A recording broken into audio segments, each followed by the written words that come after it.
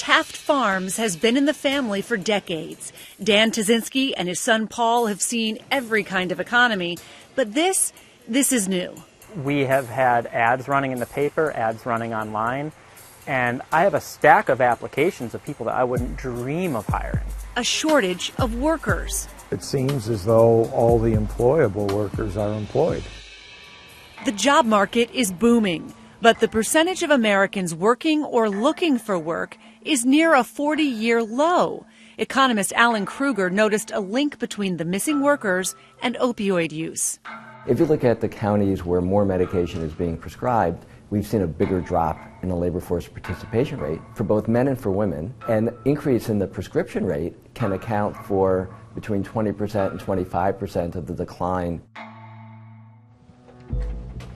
Contractor John O'Brien knows the signs. I have a little list in my head of things I watch for. Person X is really, really good on certain days, and then on other days it looks like he's just completely lost. A guy who has a backpack, and he's very protective of it, and he brings it absolutely everywhere we go, and it's always that big backpack. That's a really good red flag.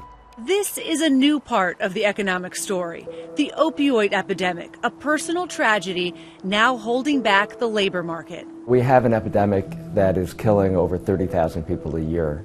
That's going to have macroeconomic consequences. If the U.S. is going to see faster growth, it's going to come about because we find workers somewhere.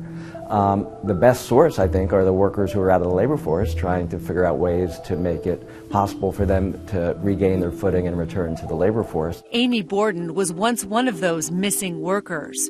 Now, 11 years into recovery, she's employed. When you think of the hurdles to getting to where you are, and then to hear from employers who say, you know, I'm not ready to hire somebody in recovery. I think the judgment and the stigma has to go away. It has to. You have to listen to the person and just be understanding that it's a disease.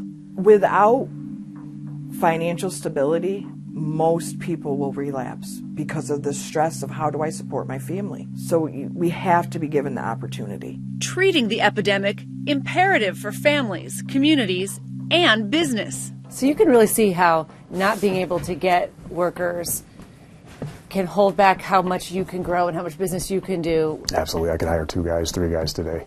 And it makes expanding my business very difficult, not having the resources to get to everybody who's calling.